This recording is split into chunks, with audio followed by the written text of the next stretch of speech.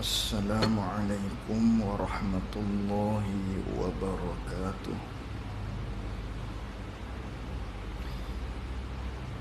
Bismillahirrahmanirrahim.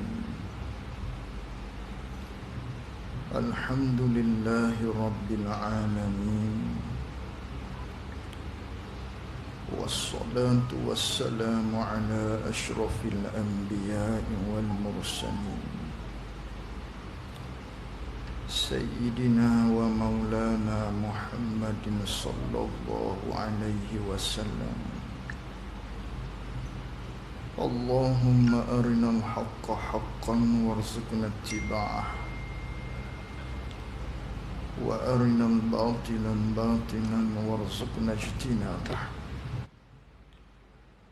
Allahumma faqqihna fid din wa 'allimna ta'wilih. Allahumma faqqihna fid din wa 'allimna ta'wilih. Allahumma nawwir qulubana binuri hidayatika kama nawwaltal arda binurika syamsika abadan abada. Birahmatika ya arhamar rahimin. Rabbi shrah li sadri wa yassir li amri wahlul 'uqdatam min lisani yafqahu qawli. Allahumma iftah 'alaina futuhal 'arifin waj'al a'malana khalisatan liwajhikal karim. Allahumma salli wa sallim ala sayyidina wa maulana Muhammad.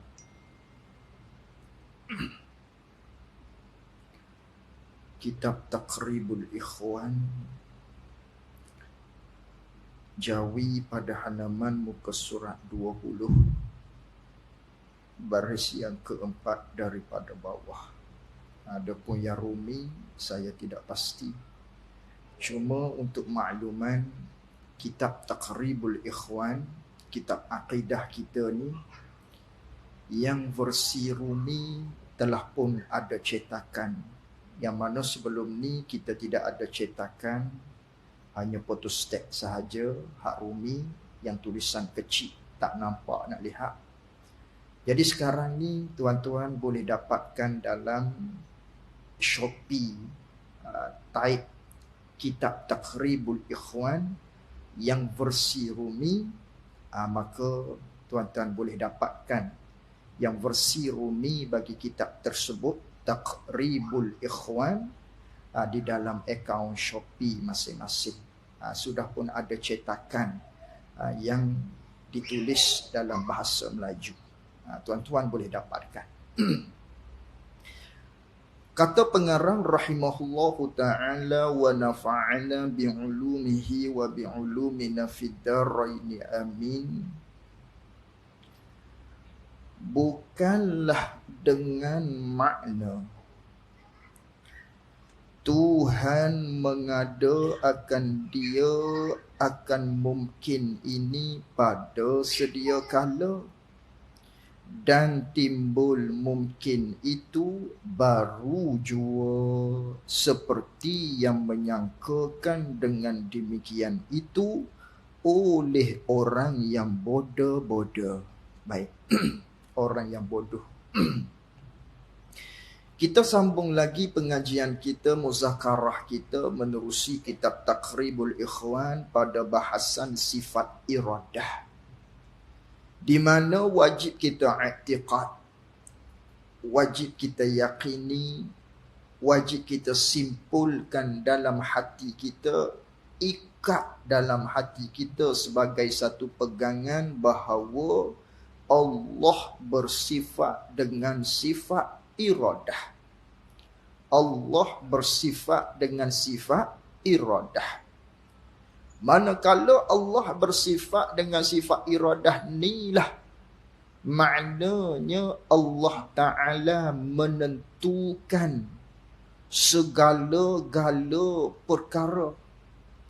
Allah Ta'ala menentu. Maka menentu Allah Ta'ala ni setiap benda ni pada azali lagi. Allah tentu dah. Setiap benda yang terjadi, sama ada yang terjadi itu di kita hak telah lalu, yang telah lepas, ataupun yang sekarang ini, mahupun yang lagi akan datang yang tak terjadi lagi di diri kita, semuanya telah ditetapkan oleh Allah pada azali lagi. Allah Ta'ala tetap siap dah. Pada sedia kala lagi. Pada azali lagi setiap apa yang akan berlaku. Maknanya, setiap benda yang terjadi itu semuanya telah dikehendaki oleh Allah Subhanahu wa Ta'ala. Maka inilah yang dikatakan dengan beriman qada dan qadar Allah. Yakini, percaya kepada qada dan qadar Allah. Wajib kita beriman. Jadi Allah Ta'ala menentu tu hal keadaan dia ada sifat. Nama sifat yang bertugas dengan menentu ni namanya ialah sifat iradah. Sifat iradah, tugas dia ialah menentu. Sifat kudrat, tugas dia ialah buat. Begitu. Dia tugas masing-masing bagi tiap-tiap sifat. Sifat kudrat, apa tugas dia? Buat. Menjadikan.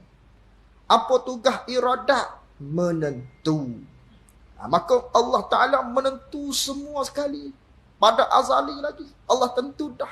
Setiap apa yang berlaku ni, Allah Ta'ala tentu pada azali lagi. Sebagaimana yang telah kita belajar pada pertemuan-pertemuan kita yang lalu. Allah Ta'ala menentu pada azali lagi pada setengah-setengah perkara mungkin.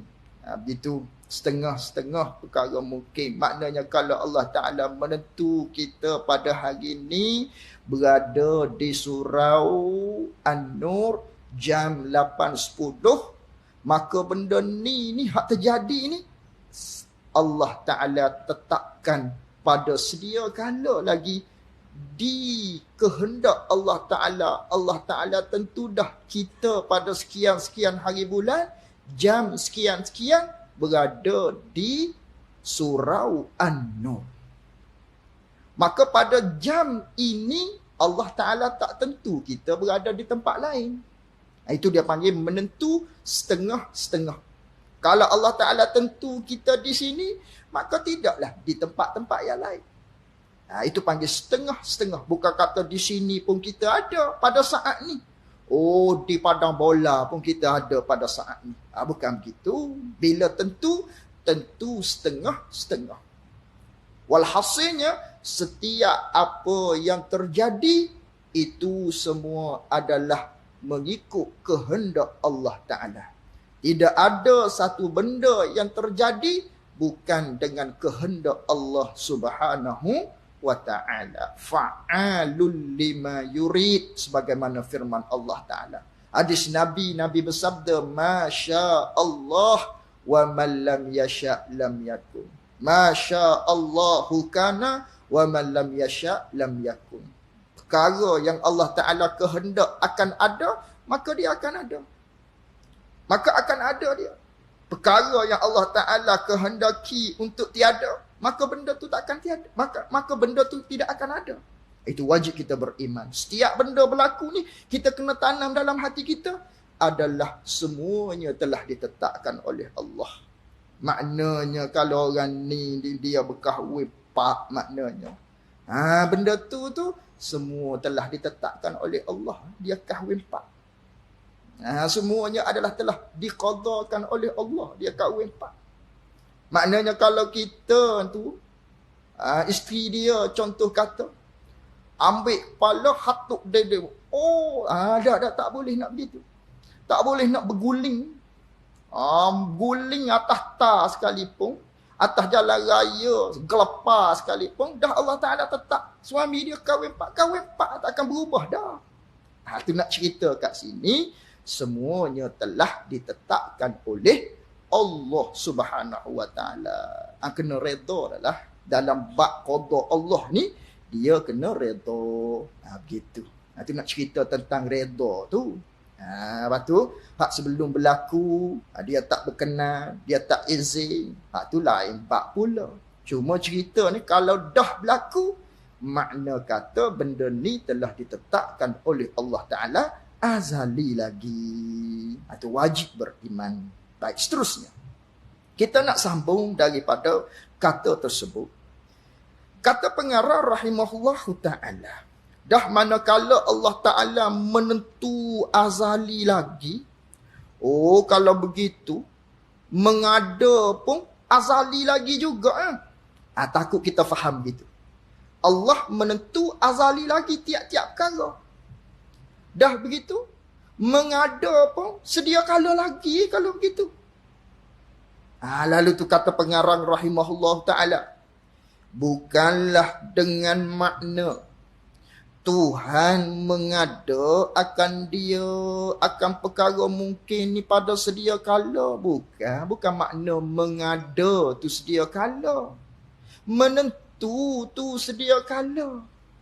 Dah sebagaimana kita sebut tadi. Setiap apa yang terjadi, hak duk jadi sekarang ni, kita duk sini, kita ada, semua ni telah dikehendaki oleh Allah Ta'ala. Azali lagi kita akan ada. Jadi setiap yang berlaku mengikut kehendak Allah Ta'ala azali lagi. Oh, kalau begitu mengada ni sedia kala lagi juga. Dah Allah Ta'ala menentu azali lagi. Mengada ni adakah azali juga? Bukan. Mengada bukan azali. Itu pengarang kita nak cerita ni.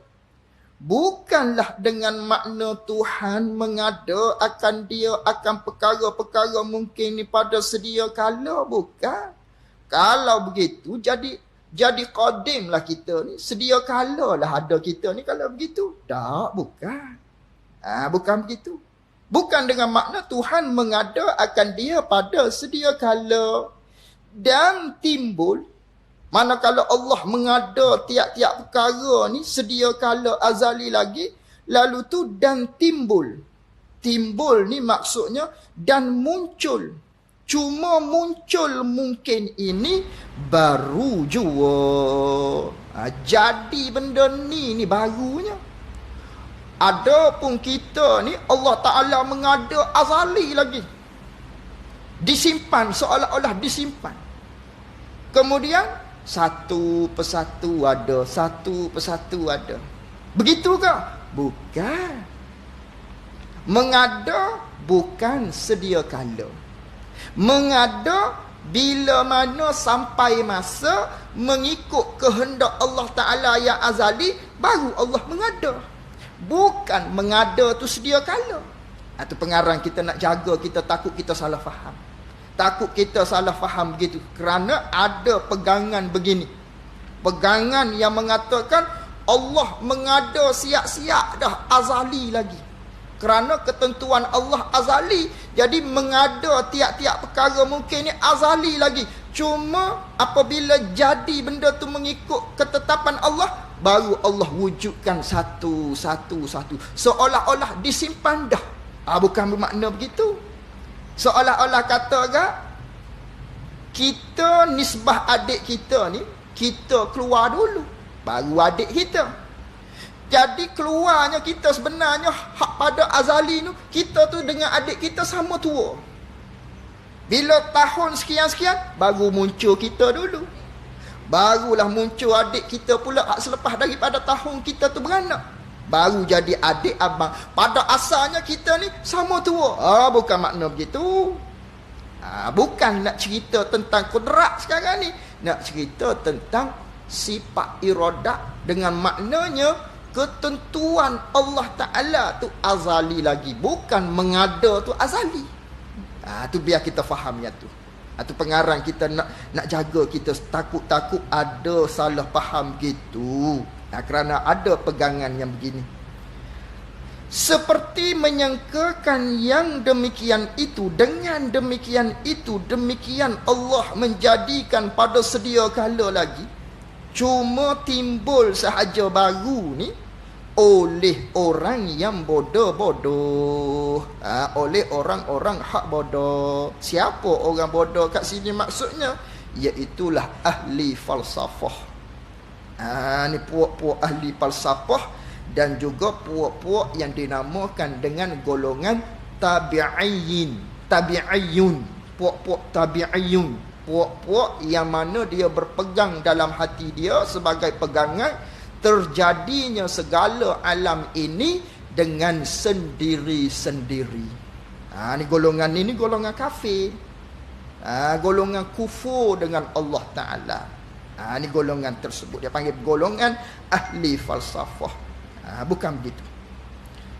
Hanya yakni bahkan yang sedia kala itu, yang sedia kala ni bukan Allah mengada. Hanya yang sedia kala itu ialah mengetahui akan dia, akan Allah tak akan dia, akan segala, akan sekalian mungkin, dan menentu akan dia, akan sekalian mungkin dengan kelakuan bagian-bagian. Hak ni hak sedia kala. Yang sedia kalanya ilmu Allah ni. Allah tahu, walau tak jadi lagi pun Allah tahu sedia kala lagi apa yang akan berlaku. Walau tak terjadi lagi pun semuanya telah dikehendaki oleh Allah Ta'ala apa yang akan berlaku. Bab menentu tu sedia kala. Bab ilmu Allah tu sedia kala. Bukan Allah menjadi sedia kala. Itu maksud pengarang kita. Tu takut-takut kita ni faham pada kata Allah menjadi sedia kala. Tak ada benda yang Allah Ta'ala menjadi sedia kala. Tak ada. Yang sedia kala ni ialah ilmu Allah. Allah tahu pada azali lagi setiap apa yang akan berlaku tanpa didahulu oleh jahil. Tidak. Allah tahu. Allah tahu siap-siap dah apa yang akan berlaku. Benda tak berlaku lagi, tapi Allah tahu dah. Benda tak berlaku lagi, Allah siap-siap dah. Maknanya ketentuan dia pada azali lagi, ketentuan dia apa yang akan berlaku tadi. Adapun Allah menjadi bukan sedia kala. Menjadi itu bila sampai masa mengikut ilmu Allah, mengikut kehendak Allah Ta'ala, bila-bila akan terjadi, maka baru jadi benda tu. Tu maksud dia. Dan juga yakni yang sedia kala tu juga ialah padan dan patut bagi mengadakan dia kan sekalian mungkin. Maknanya Allah mengada tak mengada lagi, cuma Allah patut dan padan nak mengadakan apa-apa mungkin kerana Allah Ta'ala tu kuasa. Allah Ta'ala tu bersifat dengan sifat kudrat pada sedia kala lagi. Itu kita kena faham gitu. Baik. Adapun yang berkata, mereka yang berkata Tuhan mengadakan mungkin pada sedia kala itu, Allah menjadikan mungkin pada sedia kala ni. Mungkin di situ apa dia? Contoh kita buat langit dan bumi lah, ataupun diri kita ni, benda mungkin nama dia. Benda mungkin ni pun satu hal juga. Kita kena fahamlah istilah ilmu.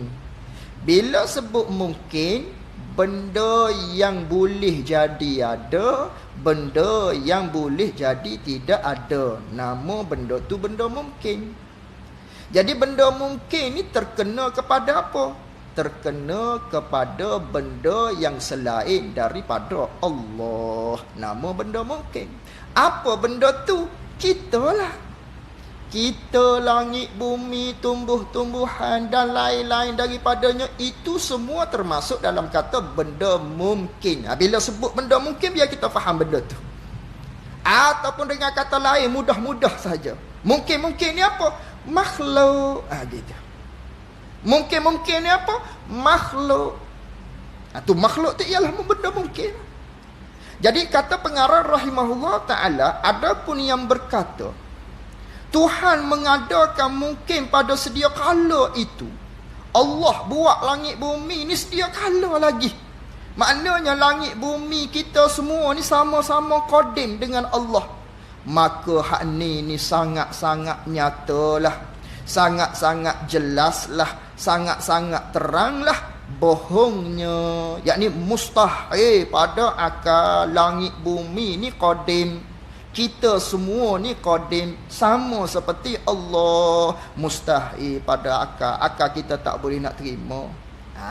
Nyatalah bohongnya di sisi orang yang berilmu dan orang yang berakal. Di sisi orang yang berilmu, yang berakal, yang mempunyai akal, tak boleh nak terima benda ni. Apa maknanya tiap-tiap benda ni ialah sedia kala. Tak ada siapa yang cipta, akal kita tak boleh nak fikir. Benda tu mustahil. Mustahil pada akal. Tentu tidak sama sekali. Akal kita tak terima benda tu sedia kala.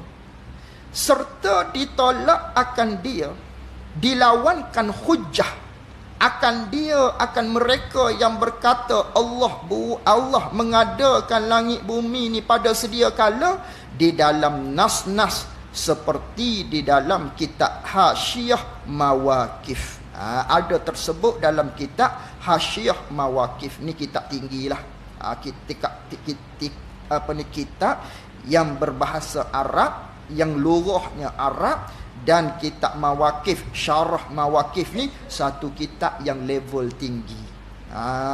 Ni jarang dah guru-guru yang mengajar. Hatta guru-guru di tanah Arab sekalipun jarang-jarang yang mengajar kitab ni, kerana kitab ni kitab yang levelnya tinggi. Kalau nak mengaji kitab tu, maknanya ada tercatat dalam kitab tu semua hujah-hujah tersebut. Hujah-hujah yang mengatakan Allah bukan mengadakan pada azali lagi tiap-tiap benda, bukan. Baru sahaja mengada. Yang sedia kala ni ilmu Allah. Allah tahu azali lagi setiap benda yang akan berlaku. Walau benda tu tak berlaku lagi, Allah tahu dah.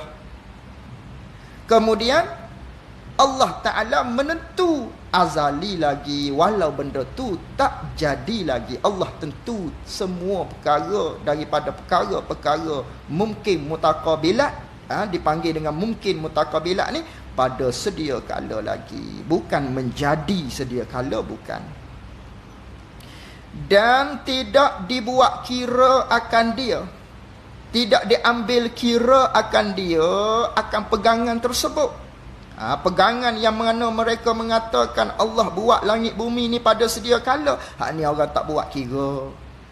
Tidak dibuat kira oleh ulama-ulama yang mengarang akan kebanyakan kitab Usuluddin. Orang tak buat kira perkataan tersebut. Perkataan tersebut adalah perkataan yang sesat, yang jelas nyata kepada kita benda tu sesat.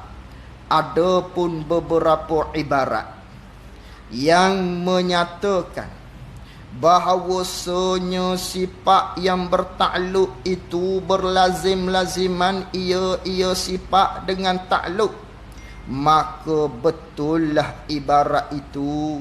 Akan tetapi pada sifat kudrat bagi Tuhan itu ialah berlazim-lazim ia sifat kudrat dengan ta'alluq suluhi qadim jua. Apa ni maksud? Maksud kata pengarang rahimahullah ta'ala, adapun ibarat-ibarat yang kita baca dalam kitab-kitab yang menyebutkan bahawa sifat yang bertakluk, yakni sifat ma'ani. Ni tak apalah, tak faham pun. Sifat kudrat, sifat iradat, sifat ilmu, sifat hayah, sifat sama, sifat basar, sifat kalam. 7 sifat ni nama sifat yang mempunyai takluk. Jadi takluk ni maksudnya tugas, ada tugas dia. Kudrat, tugas dia mengada. Iradat, tugas dia menentu. Sifat kudrat, iradat, ilmu, tugas dia mengetahui. Ilmu, hayat, sama. Sifat sama, tugas dia mendengar. Sifat basar, tugas dia melihat. Sifat kalam, tugas dia berkata-kata. Jadi benda ni berlazim-laziman. Maknanya dia duduk sekali. Bersekali tak boleh berpisah. Bila kata kudrat, mengada. Bila kata iradat, menentu. Jadi hak tu betul lah dia kata ibarat tersebut. Ibarat tu betul. Cuma di sifat kudrat dia kata berlazim-laziman tu dengan ta'luk suluhi qadim. Ta'luk suluhi qadim bagi sifat kudrat, yang tu kita kena tengok di perbahasan sifat kudrat pada pertemuan kita yang lalu. Tak apalah yang tu kita tinggalkan perbicaraan tersebut. Habis kat situ. Akhir sekali. Kemudian kita nak habiskan topik dia pada malam ni. Percaman kata. Mana dalil yang menunjukkan Allah ni bersifat dengan iradat? Mana dalil dia? Yakni dalil yang kita fikir dengan akal, yang menetapkan bahawasanya Allah ni dia mesti bersifat dengan iradat. Adapun dalil naqli, dalil yang diambil daripada Al-Quran, banyaklah. Seperti ayat yang kita baca tadi, fa'alul lima yurid. Lain-lain lagi.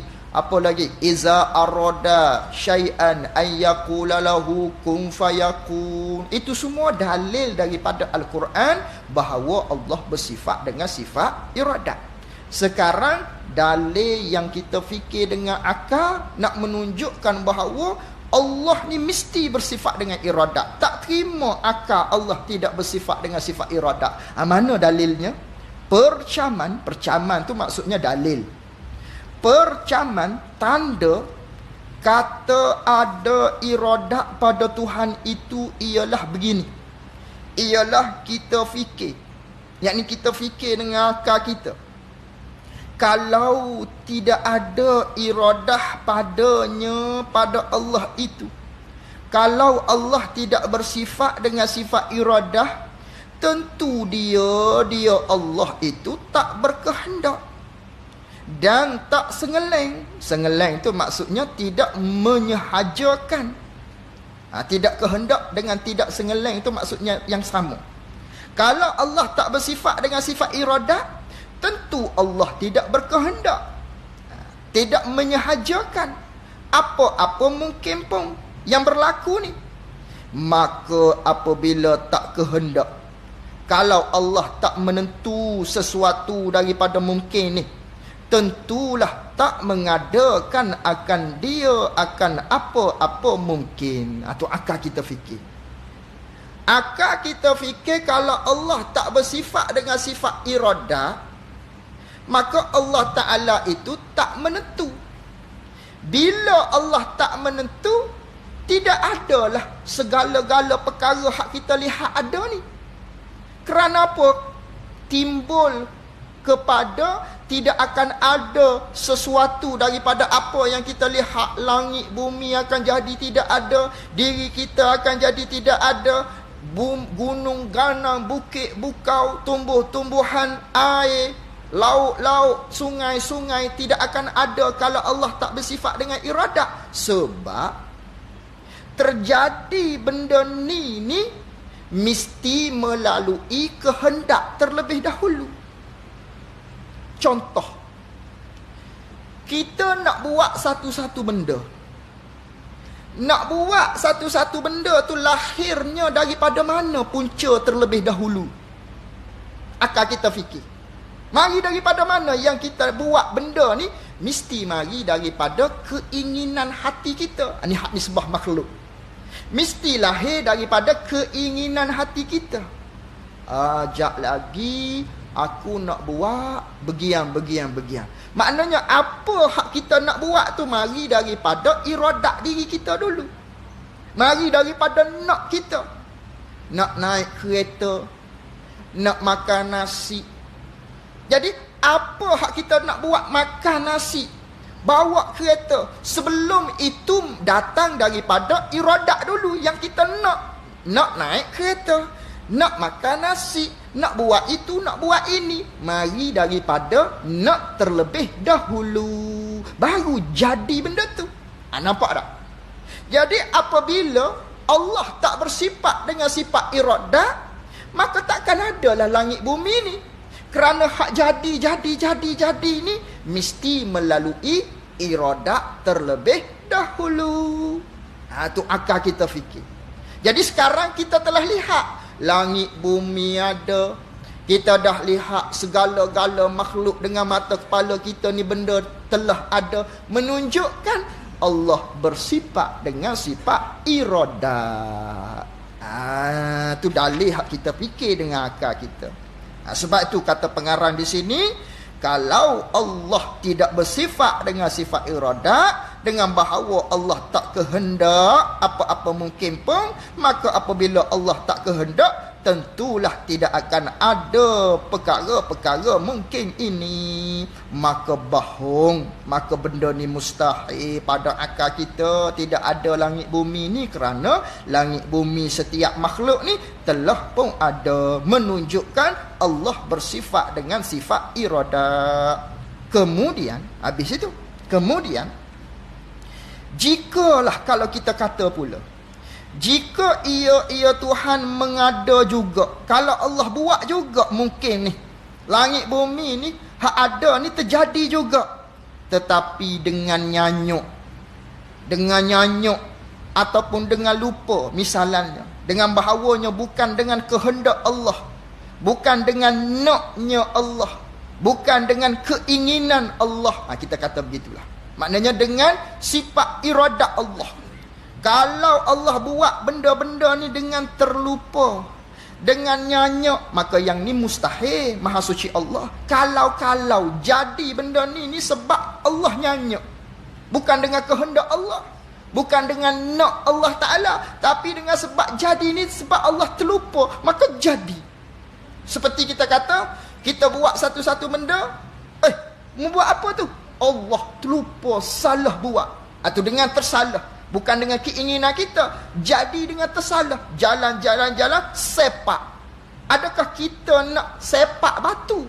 Adakah kita yang nak menghantukkan kepala kita di dinding? Bukan. Terjadi dengan sendiri, itu dia panggil dengan tersalah. Bukan dengan keinginan kita, dengan tersalah. Jadi Allah buat satu-satu benda dengan tersalah. Ini maha suci. Baik, kalau Allah buat satu-satu benda ni dengan tersalah, dengan terlupa, dengan nyanyak, maka tentulah jadi bertukar taki. Bertukar taki ni maknanya berselera, tidak teratur, tidak tersusun, segala kelakuan mungkin. Macam mana? Dengan bahawa contohnya dia buat misal kepada kita dengan bahawa pohonnya, pohonnya tu maksudnya pohon kelapa. Pokok kelapa, kita tanam pokok kelapa, tiba-tiba berbuah, jadi buah nangka. Jadi bertukar habis kalau begitu. Kalau Allah Ta'ala buat dengan tersalah, jadi maknanya langit bumi ni tidak akan tersusun. Susunan yang mengikut kita lihat sekarang teratur. Waktu hujan turun hujan, waktu musim kemarau panas, kita tanam pokok kelapa, keluar pokok kelapa. Kita tanam pokok nangka, akan keluar pokok nangka. Cuma kadang-kadang terjadilah, terkadang-kadang tu benda yang menyalahi adat. Misalnya kita tanam pokok kelapa, tiba-tiba kita tengok, peliknya, tak seperti biasa ni. Itu bukan Allah buat dengan tersalah, jangan kita anggap begitu. Hak ni Allah nak perzahir. Allah nak perzahirkan kepada kita kekuasaan dia. Allah boleh nak buat pokok kelapa, tiba-tiba berbuahnya bukan buah kelapa, dengan buah-buah yang lain. Hak tu Allah kuasa. Allah maha kuasa. Innahu ala kulli syai'in qadir. Wa huwa ala kulli syai'in qadir. Allah kuasa di atas tiap-tiap sesuatu. Tapi yang ni jarang-jarang berlaku. Pada kebiasaannya hak terjadi banyak-banyaknya bila tanam buah kelapa akan keluar buah kelapa lah. Tanam pokok kelapa akan keluar buah kelapa lah. Tidak menyalahi. Nak menunjukkan kepada kita Allah Ta'ala buat dengan kehendak Allah Ta'ala, bukan dengan nyanyak, bukan dengan lupa. Kalau begitu, kejaklah kita, tetaplah di dalam pegangan kita bahawa kata ada iradat padanya, pada Allah, dan tidak nyanyak Allah Ta'ala. Maka pasal itulah, maka sebab itulah ada sifat iradat di Allah Ta'ala ni.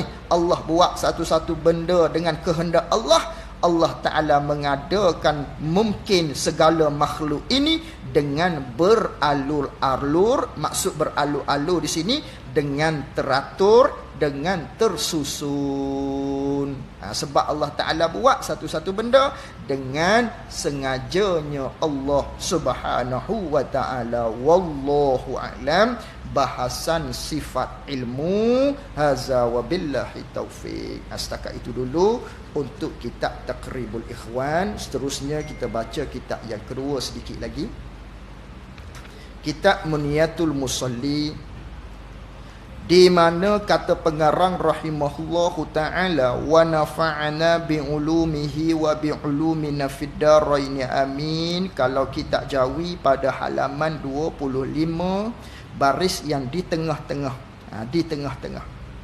Kata pengarang rahimahullahu ta'ala, dan sehingga-hingga barang yang dimaafkan bagi orang yang awam,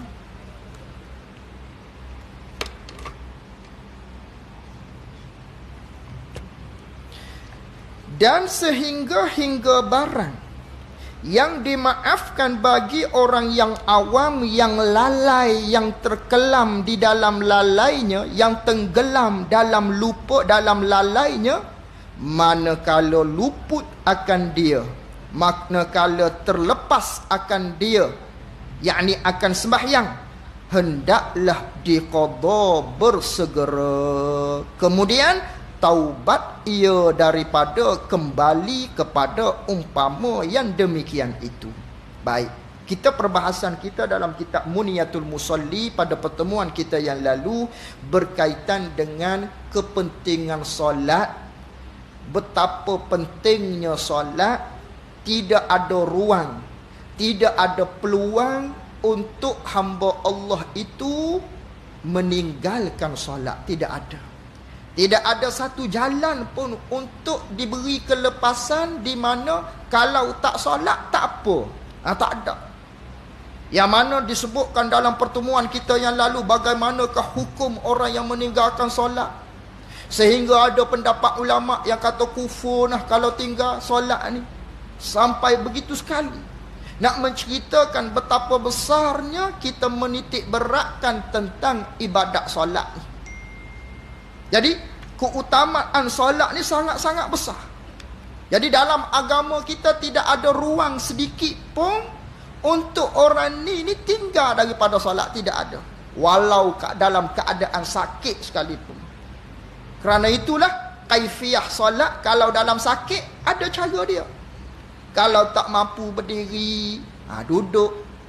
Tak mampu duduk, maknanya dalam keadaan berbaring. Tak mampu berbaring, dalam keadaan maknanya melentang. Kalau tak mampu juga dengan kelopak mata. Tak mampu juga dengan hati. Tak mampu juga, mati dah tu kalau dengan hati pun tak mampu juga solat. Nak ceritakan apa pun wajib kena solat, mesti kena solat. Tidak ada ruang untuk tinggalkan sembahyang. Lalu kesinambungan daripada itulah kata pengarang rahimahullah ta'ala, dan sehingga-hingga, yakni maknanya adalah kesudahan yang dimaaf. Hak dimaafnya bagi orang awam yang lalai daripada lalainya, manakala lupa akan dia akan sembahyang, hendaklah diqadakan bersegera. Kemudian taubat ia daripada kembali kepada umpama yang demikian itu. Kalau kita terlupa, kita tak solat dengan terlupa, hak ni je di antara yang dimaaf. Hak ni je dimaaf antara. Dia ada beberapa perkara yang dia maaf. Lain daripada tu tak maaf, tinggal solat. Hak maafnya apa? Lalai. Lalai di sini dengan maknanya terlupa. Contohnya terlupa ni, terlupa hak betul-betul terlupa lah, bukan buat-buat lupa. Hari ni ada kenduri contoh. Kenduri anak kita berkahwin. Tiba-tiba duk layan tetamu begitu begini, sampai-sampaikan habis waktu zuhur. Sekarang dah masuk waktu asar dah. Kita bukan sengaja tak solat zuhur, tapi kerana terlupa sungguh. Memang terlupa, tak ingat. Hak ni je dimaaf, antara yang dimaaf. Maka dimaaf hak ni apabila seseorang itu terlupa, manakala luput solat, kata dia hendaklah diqada dengan bersegera. Wajib kita qada satu. Yang kedua, wajib segera. Tak boleh tangguh-tangguh. Segera kena solat. Segera kena qadakan solat tersebut yang ditinggalkan dengan terlupa. Kemudian hukum yang seterusnya bagi orang yang terlupa tadi ni, yang lalai ni, kemudian taubat ia daripada kembali kepada umpama bukan silap-silap tu, bukan masalah terlupa ni. Hak ni masalah lalai daripada solat. Lalai di sini dengan maknanya duk ingat dah nak solat, tiba-tiba galik, lalai dengan keduniaan dia, tiba-tiba tak solat, gitu. Maka orang ni wajib qada. Satu. Yang kedua, taubat daripada kembali kepada perkara tersebut. Kena bertaubat pada Allah. Kena rasa menyesal kepada Allah. Allah, tadi aku ni lalai daripada solat sehingga meluputkan solat. Dengan maknanya dia memang sengaja tak solat. Maka pada orang ni wajib qada dengan segera. Yang kedua, kena bertaubat daripada tidak solat tadi. Wajib bertaubat kepada Allah Subhanahu wa ta'ala. Adapun orang yang mensia-siakan akan dia, orang yang tak solat ni, maka tiada jalan sekali-kali, yakni tidak ada jalan sekali-kali daripada kemaafan Allah. Orang yang tak solat tadi, sebab tu dia kena bertaubat. Dia begini, kalau tinggal dengan sengaja, wajib qada dengan segera. Itu maksud hukum yang pertama ni. Lalai yang terkelang di dalam lalai dengan maknanya dia tinggal dengan sengaja. Maknanya kalau kita dulu-dulu ada tinggal solat dengan sengaja, wajib qada dengan segera. Jangan tangguh-tangguh. Kalau tangguh-tangguh, dosa yang lain pula. Dosa menangguh-nangguhkan solat, yang sedangkan solat itu wajib diqada dengan segera. Siapa ni? Orang yang tinggal solat dia. Dulu ada tinggal dengan sengaja, wajib qada dengan segera. Jangan tangguh-tangguh. Yang kedua, apabila dia qada solat, mesti bertaubat pada Allah. Kerana kita tinggal solat dengan sengaja. Yang mana tinggal solat dengan sengaja ni, benda yang kita buat melanggar perintah Allah, derhaka kepada Allah Subhanahu wa ta'ala. Wajib bertaubat pula. Jangan semata-mata qada saja. Wajib taubat. Kena bertaubat daripada kita tinggal solat dengan sengaja yang sebelum-sebelum ni. Wajib taubat. Itu dua hukum. Orang yang tinggal solat dengan sengaja ni dia berdosa. Kemudian wajib qada dengan segera. Kemudian yang kedua, wajib bertaubat pada Allah Subhanahu wa ta'ala. Baru Allah hapus dosa yang dia tinggal dengan sengaja tadi. Kena bertaubat satu lagi. Jadi kalau kita tadi tidak bertaubat pada Allah, dosa tidak bertaubat ni dikatakan oleh para ulama dosa yang lain pula. Satunya dosa kita tinggal solat. Yang kedua dosa kita tidak bertaubat pada Allah. Tu bertaubat ni hukumnya wajib. Minta maaf nah. Saya salah baca tadi tu. Silap baca. Kena undur balik, rewind balik. Silap bagi hukum tadi tu, silap. Sebab ibarat dalam petikan kita ni, kitab kita ni, pada bab ni dia susah sedikit ibarat dia. Semula nah, minta maaf.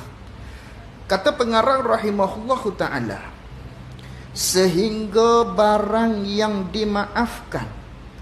Baik, kita belajar pada pertemuan kita yang lalu, tidak ada ruang sedikit pun untuk meninggalkan solat. Tidak ada. Tidak ada kemaafan. Sungguh pun bagi orang yang sakit sekalipun, tidak ada kemaafan untuk tinggal solat. Itu yang pertama. Baik, hak ni dimaaf. Hak ni dimaaf. Sehingga barang yang dimaafkan, hak ni dimaaf. Bagi orang yang awam, lalai yang terkelam di dalam lalainya. Hak ni dimaaf pada syarak orang yang tinggal solat dengan sebab dia lalai. Lalai di sini dengan makna dia terlupa. Sebagaimana contoh yang saya contohkan tadi dalam kenduri kahwin. Kenduri sehingga kan dia tak ingat nak solat zuhur. Terlupa, bukan terlupa tu sengaja. Terlupa tu dengan tak sengaja. Tiba-tiba azan waktu asar. Allahu Akbar. Azan waktu asar. Allah tak ingat nak solat zuhur.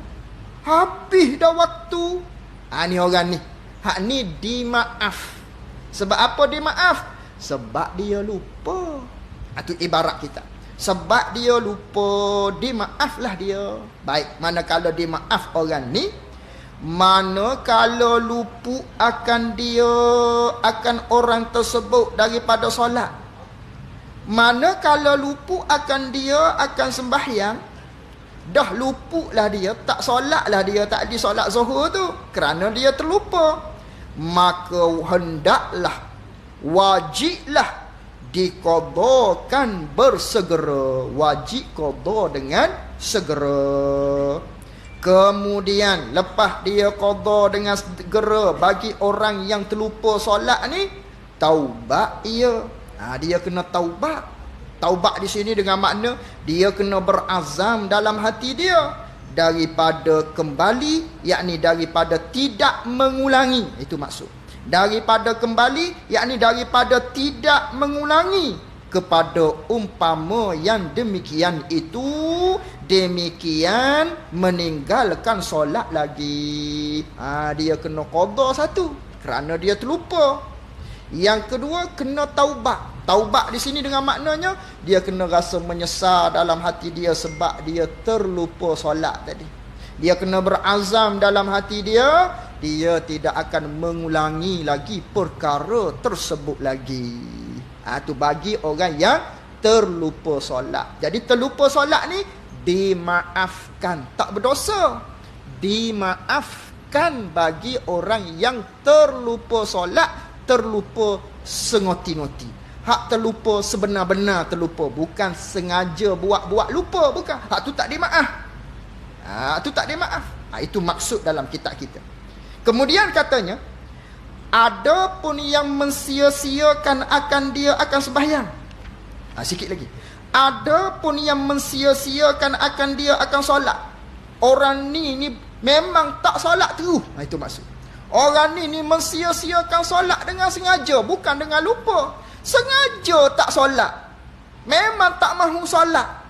Orang ni maka tiada jalan sekali-kali.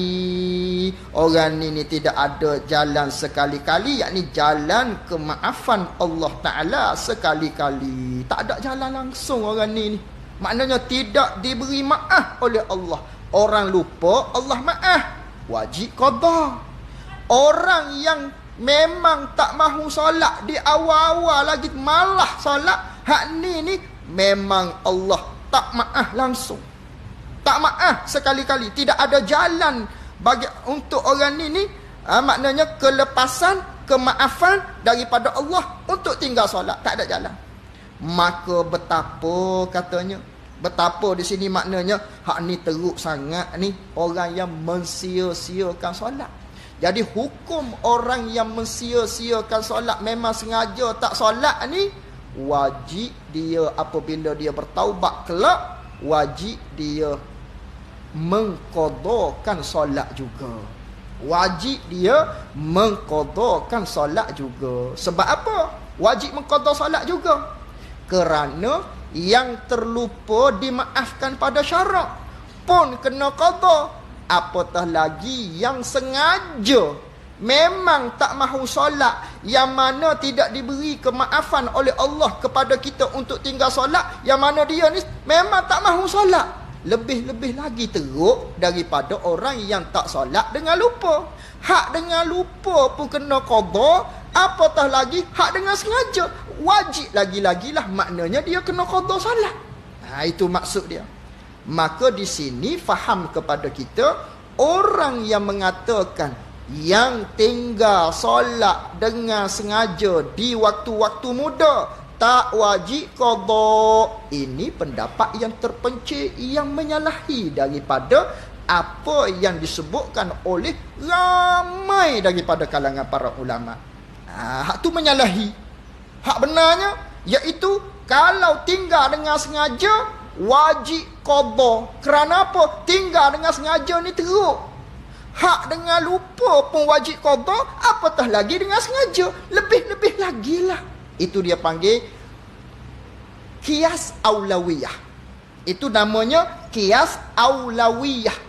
Yang mana hadis Nabi bersabda, fa iza nasiya ahadukum salatan aw nama anha falyusalliha iza zakaraha. Apabila seseorang daripada kamu ini terlupa solat, terlupa, tak maknanya terlupa ni tidak diambil salah oleh Allah, ataupun dia tertidur baru bangun, Allah terlupa telah pun masuk dah waktu asar, tidur daripada sebelum zuhur lagi sehingga melampaui di waktu asar, tertidur, ini dimaaf. Dua perkara ni dimaaf, tertidur, terlupa. Tapi Nabi kata falyusalliha, maka hendaklah kamu solat, yakni dengan bahawa kamu kena qada solat tersebut. Itu nas daripada hadis Nabi. Adapun yang tinggal dengan sengaja ni qiyas aulawiyah, bermaksud hak dengan terlupa, hak dengan tidur dimaafkan oleh agama kita pun kena qada. Nabi kata apatah lagi dengan sengaja. Lebih-lebih lagilah. Kerana dengan sengaja ni benda yang mana ianya lebih teruk daripada tinggal dengan terlupa, tinggal dengan ketiduran, yang mana hak ni dimaaf tapi kena qada. Maka lebih-lebih lagi, maknanya orang yang tinggal dengan sengaja wajib kena qada. Itu maksud dia. Ini dikatakan qiyas aulawiyah. Setengah-setengah orang ni dia bangkang, apa main kias-kias aulawiyah, kita kena berpandukan dengan zahir daripada hadis Nabi SAW. Kalau dia kata begitu, bagaimana ayat yang lain? Kalau tak mahu kias, setengah daripada mereka dia tak mahu kias, tak ada kiasan-kiasan, tak ada, mesti kena ambil zahir daripada hadis. Contohnya, bagaimana dengan ayat Al-Quran, wala taqul lahuma uffin, jangan kamu kata uff kepada kedua ibu bapa kamu. Tak boleh, Allah larang. Maknanya tapa kedua ibu bapa kita boleh, tendang ibu bapa kita boleh, gocoh ibu bapa kita boleh, tumbuk ibu bapa kita, adakah boleh? Tak ada pun larangan yang mengatakan gocoh, sepak, tendang, tampar, ulah telinga ibu bapa. Hal ni tak ada, boleh ya? Sahaja. Ini dipanggil qiyas aulawiyah. Kalau pun tak boleh dah kata kepada ibu bapa kita. Abang pergi beli sekejap. Malah. Semua tu tak boleh, haram. Derhaka pada dua ibu bapa. Apatah lagi kalau lebih teruk daripada tu, taekwondo ibu bapa dia. Lebih-lebih lagi lah. Ini jawapan ulama-ulama. Maknanya, qada bagi orang yang tinggal dengan sengaja wajib. Itu perlu kita faham. Takut-takutnya kita termakan dengan mereka-mereka yang tidak bertanggungjawab, yang mengatakan tak wajib qada tinggal dengan sengaja. Hak wajib qada ni hanya yang tidur sahaja, ataupun yang terlupa baru wajib qada. Yang dengan sengaja tak wajib qada. Ini pandangan yang sangat-sangat menyalahi daripada yang sebenar. Itu maksud yang disebutkan oleh pengarang kita. Habis itu. Wallahu alam, kerana kita pun telah sampai, sudah pun lewat. Minta maaf banyak-banyak kerana keterlanjuran pada malam ni. Wallahu alam, haza wa billahi taufik. Assalamualaikum warahmatullahi wabarakatuh.